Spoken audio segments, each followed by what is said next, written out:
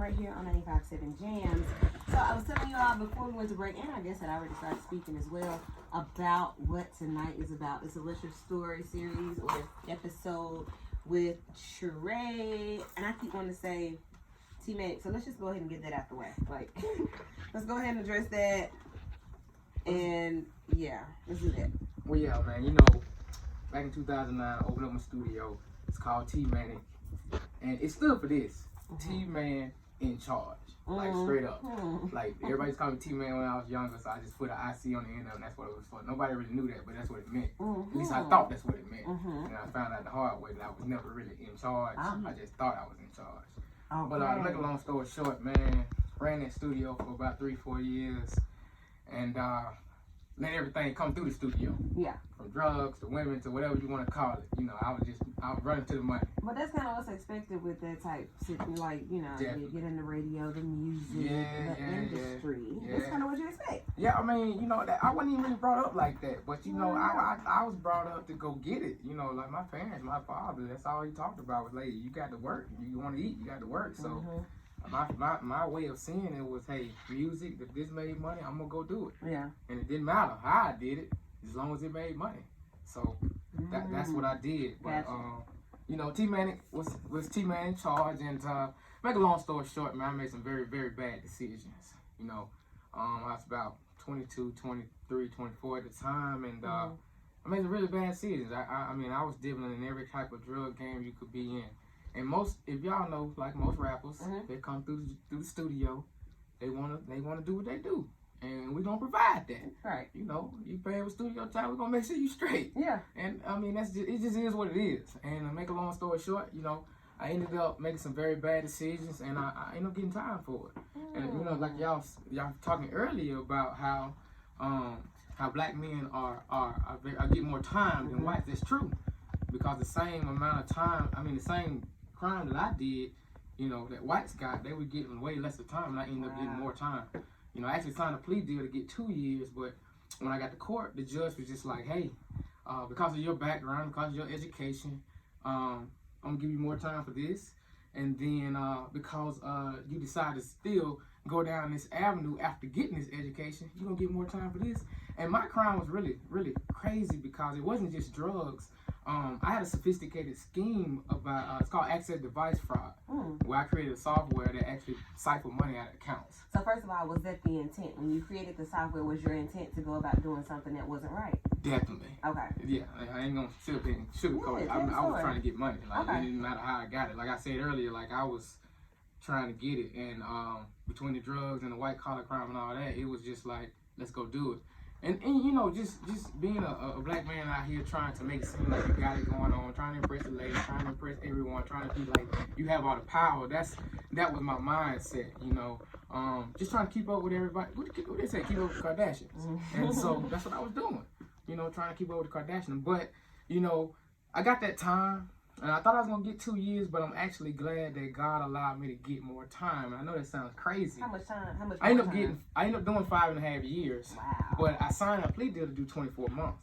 But I went to federal prison, so you know, like federal prison, you can get a drug program and you get time off. I think I'm in my mind, so I'm gonna get 13 months. I'm gonna get back to it.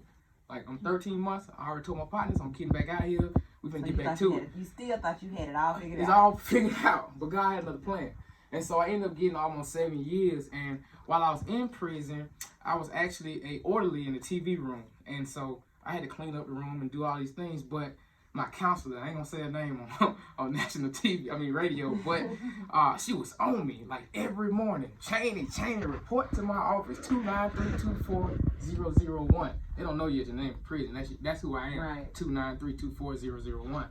And every day I just be like, man, why is she on me? She'd be like, clean this up. Make sure you got behind the water fountain. Make sure you get the bathroom. All these things. I'm cleaning up like crazy. You know, I'm a pretty clean person, at least I thought.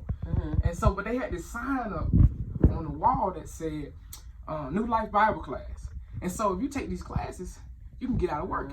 So in my mindset, I'm like, well, I'm going to take these classes. Trying to do it your way. Yeah, I'm going to take these classes and get up out of this work. So I started taking these classes, and they was very, very kindergarten. So I was brought up in the church. But it was just like, learn the 23rd Psalms, learn The Lord's Prayer, you know, the Jesus will. all that. You know what I'm saying? Learn the books of the Bible. I'm making A's on everything. So the chaplain, he's like, hey man, I think you need to take something a little tougher. You know, you need to do something a little harder. So I said, okay, cool. If it's gonna get me out of working, I'll do it. I don't care what it is. You still was on that? I'm still on it. So the first Tuesday and Thursday class was New Life class, and then Monday, Wednesday, and Friday class was the theology courses. And so I started taking it, and they were very challenging. You know, I had to actually study, start having to write papers and all these things. But in 2.5 years while I'm in prison, I ended up getting a theology degree. So, make a long story short on that, I ended up, you know, having some issues, and I transferred prisons. But anyways, I'm in Memphis, and I'm preaching, and I'm actually using this theology degree that God has blessed me with. So the whole time it was a setup to get me connected up with God, you know. And not to say I went to prison, because I hate that whole mindset, oh, he got this prison religion. Yeah. Because I had God way before I went. I just didn't use him to be connected to him. You had to build a relationship. Exactly. Gotcha. There you go. So I'm in Memphis, you know, away from home and all these things. And so it's a guy that comes in prison. He's like, hey, you should write a book. I'm like, write a book? No, I'm not an author. You know, write a book for what? You know, I'm cool. I done got my theology degree. I'm finna get out in a year or so. I'm good. He's like, no, bro, you need to write a book. And so I started writing this book. It took me 10 days. Exactly 10 days to write this whole book. I don't know, it was just coming with me. How many pages are there? It's 90 pages, but it took me 10 days to write it. Wow. I hand wrote it. And so I sent it home, and I sent it to a whole bunch of little publishing companies. And a friend of mine was like, hey, I'm going to get this book to a friend of mine.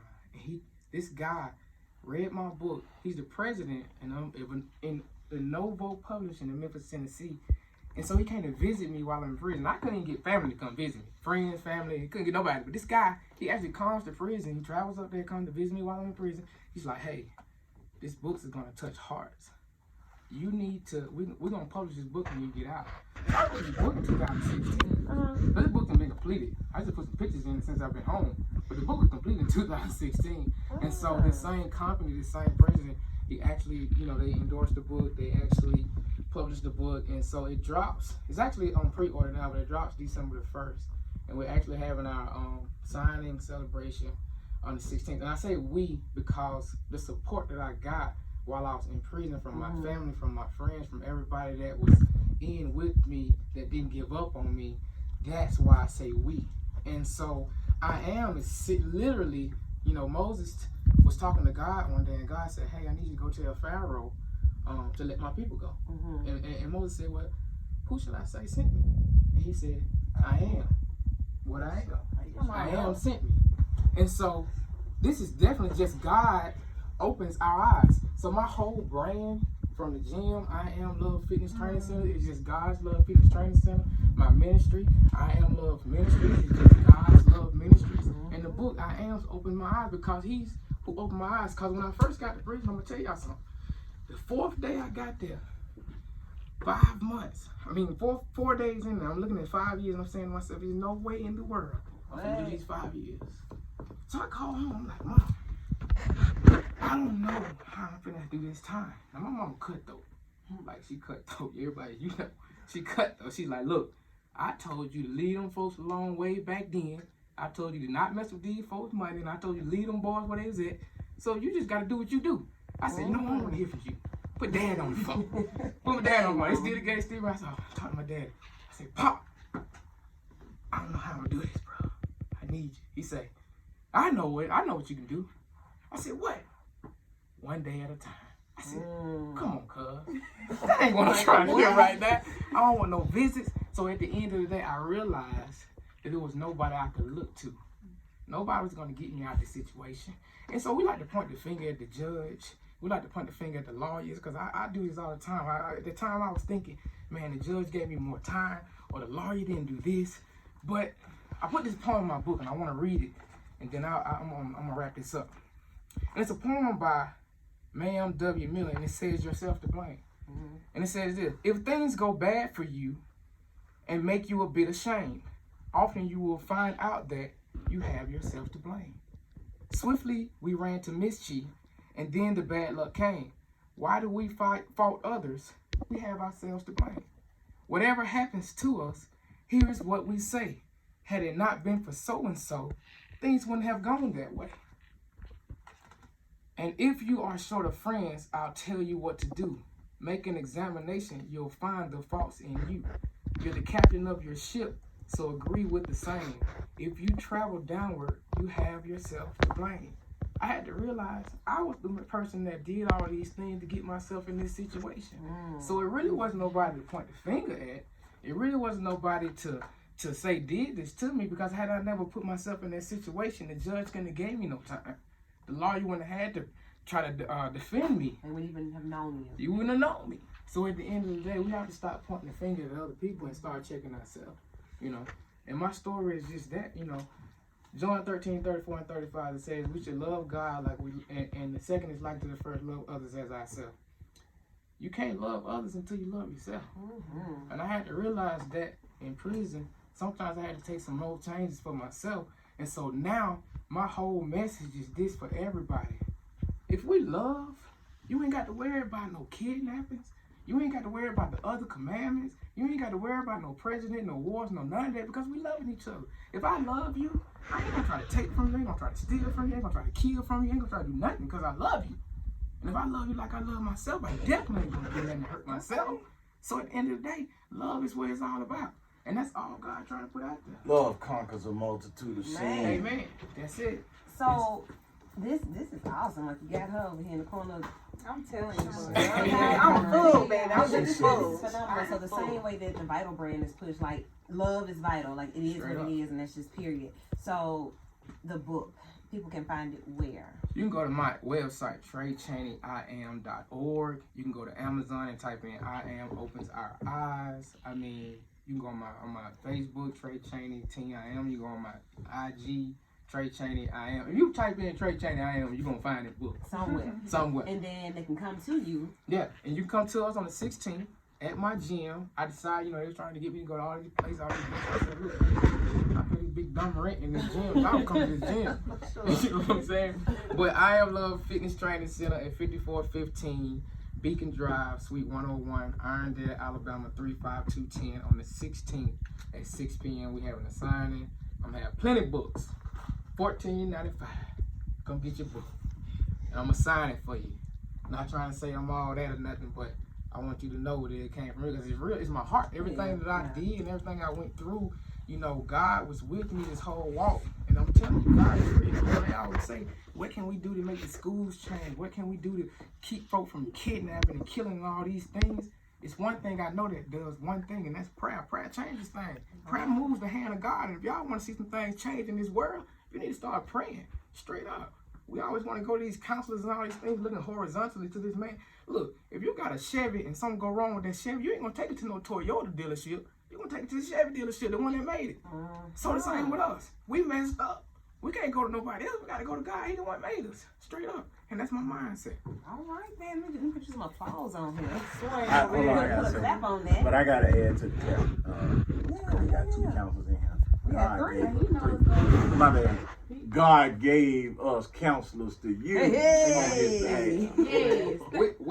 Wisdom, definitely, just like doctors. So you get sick, you go to the doctor. Don't get no food. Yeah. God put things in place. Yeah. But still, you still should go to.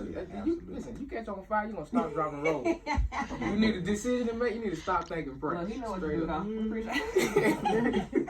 I knew that was That's what it is, man. I'm so happy to hear this. So happy to see you out doing great things. Appreciate You know, like you'll know people, and then like you know them, so like you just know that you know them. Don't know where they went. Yeah. You know where you work. You know, I mean, hey, you just assume that people are doing well, and then to know like that this whole time has passed and you've been doing some time, but then to get out and be doing some real lifetime, like to do some things that are changing lives and in all ways, holistically, so spiritually, physically, and mentally. That's what's up. So I'm just really proud of you and so glad that you're being vital on a daily basis. So happy for you. Y'all got anything in studio for this great game?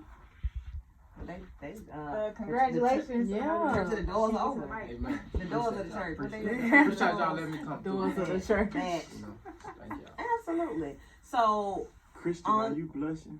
I was just asking. Y'all is. You know, they know won't folks come call with anybody words like, out. oh, Oh, yeah. Yeah. He will call any and everybody. Okay, that's 100%. So, yeah, that was awesome. So great. On the 16th of November at 16th. 6 I p.m. Am Love Fitness Training Center, 6 p.m. All right, just want to make it very clear. So, Courtney, you, who get the device, have been working with him on some of the same efforts with the Yes. physical health, mental health, all that. Yes.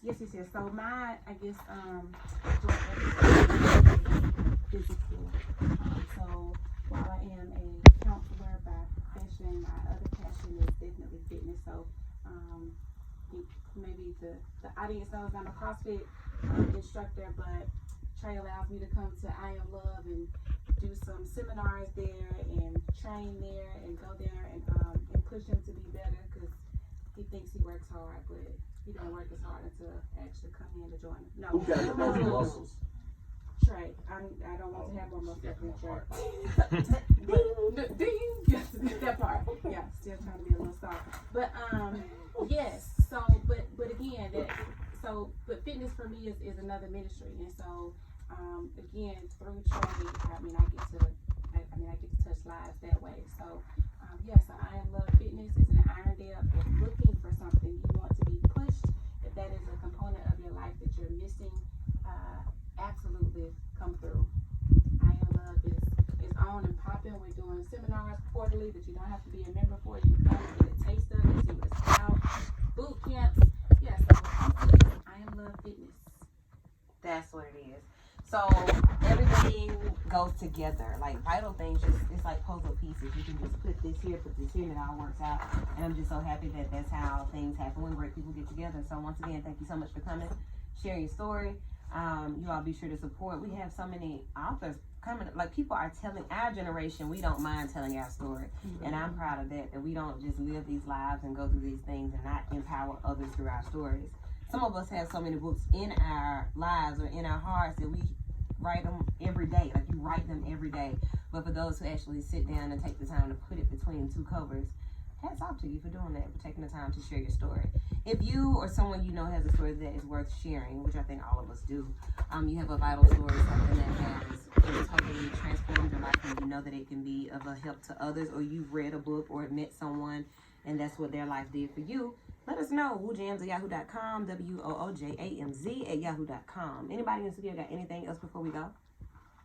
Do your best and let God do the rest. I do. I got one other thing to sow my little seed into. What's my brother here? Trey. So for those of you that are coming out on November 16th, what time it start? 6 p.m. 6 p.m. Okay. So 6 p.m. on November 15th. I need to 16th. I need to do the math before I put this out here. But so for the first 25 people that come to get their book, that book will be purchased for you through Purpose Hope Counseling Services. Okay, so the first 25 people to show up on November 16th, 5:45, whatever, you get in line. They get there early. Get there early. First 25 books will be purchased through Purpose Hope Counseling Services. So I love you, brother. Love you too, sister. Oh man! So that's an extra incentive for you to be there. The first 25 of you to show up will get a book through. You crying? Don't do that. The first 25 of you will get a Purpose Hope driven I Am book. I Am opens our eyes. Why look horizontally when we should be looking vertically? You know, it took me a long time to remember which one was which, but I get it. If you're saying vertically, that means I'm looking up, right? Okay, then. All right, so go get your book, support Trey. Keep being vital. We'll talk to you all next Sunday, 9 p.m. right here on 95.7 Jams. Have an awesome week, and be sure to follow our social media for all updates, events, and just funnies. We get all that. You have a good night. Woo.